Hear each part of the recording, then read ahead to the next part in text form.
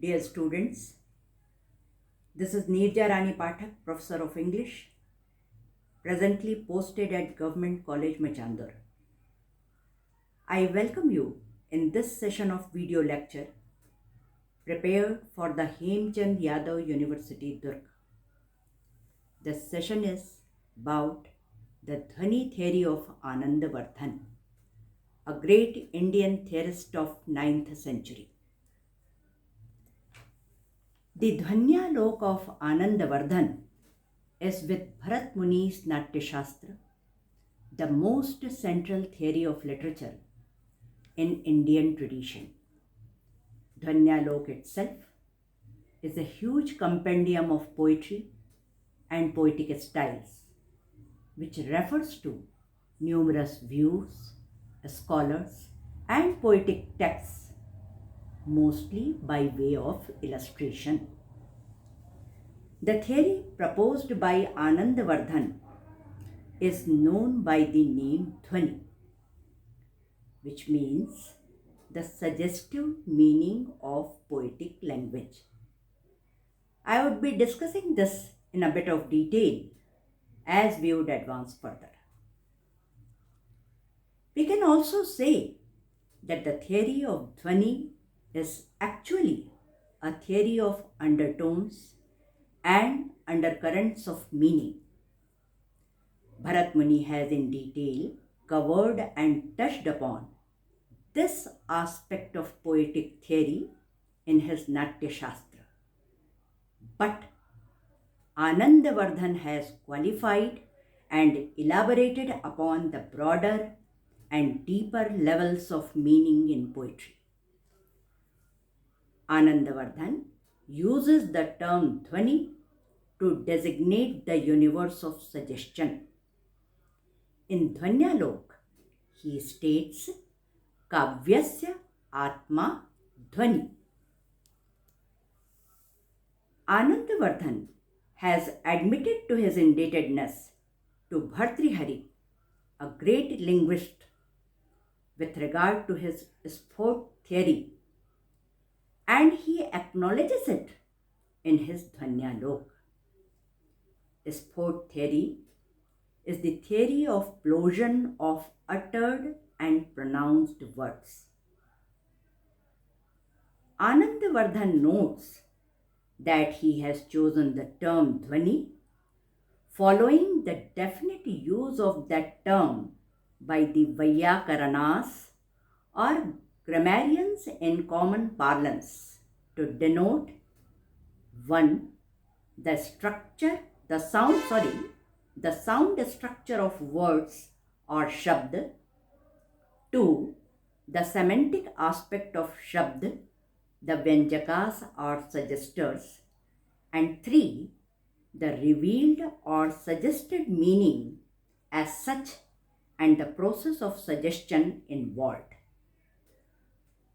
Dhvani theory is a theory of meaning, of symbolism, and this principle leads to the poetry of suggestion being accepted as the highest kind of poetry.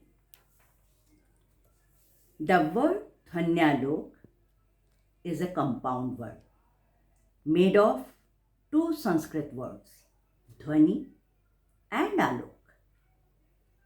Dhvani here encompasses phonetics, word formation, and grammatical entity.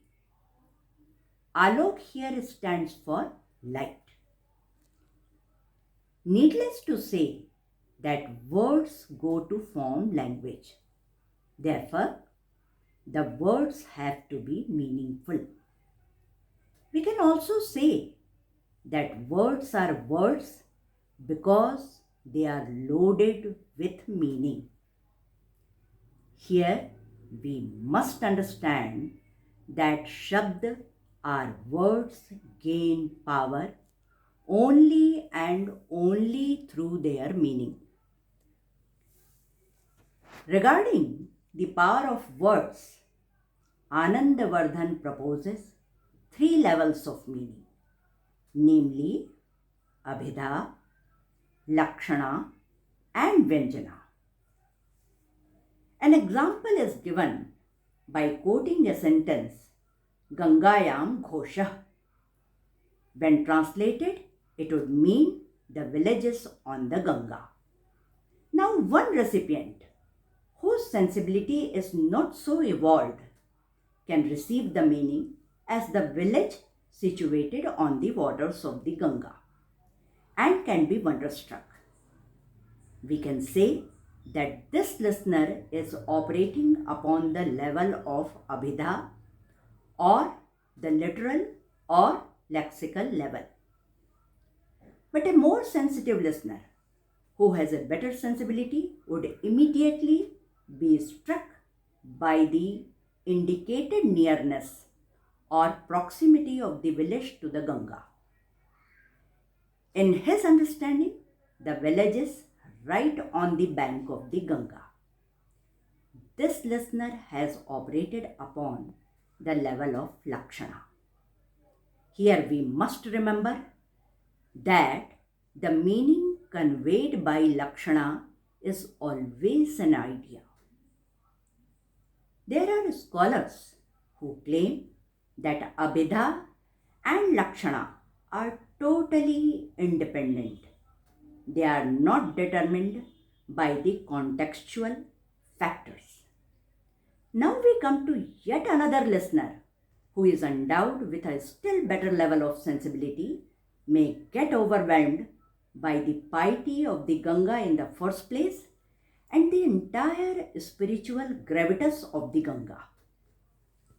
This listener, the third one, is operating upon the Vyanjana, that is, the suggestive level of the meaning of the statement. He took away the piety, the spiritual gravity, the Puranic gravity at all. Coming back to Anandvardhan, it is this third level of meaning, that is Vyanjanarth, that Anandvardhan has worked upon and has given expansion, vastness, elaboration, and profundity. Vyanjana has various strands of meaning. It is not only suggestive, it could as well be perceptive, resonative, reverberative, intonative, gesticulative, and what not. In Anandvardhan, Dhvani stands as a virtual synonym of semantics at numerous levels. This focus on meaning and the type of meaning must be considered as a major contribution of Anandvardhan to Indian literary theory. Strictly speaking, the doctrine of Dhvani is only an extension of the Ras theory propounded by Bharat Muni, according to which the main object of a dramatic work is to produce the highest aesthetic emotion known as Ras and the final achievement known as Ras Nishpatti in the mind of the audience or the reader. It is the Ras which leads a Sahriday or a perceptive recipient or a man of taste to the gateway of Anand Tattva. The Dhvani theory has elucidated and also strengthened the Ras theory, and the two, Ras and Dhvani theory together, have constituted a powerful explanatory framework for the interpretation and appreciation of literary texts. Thank you.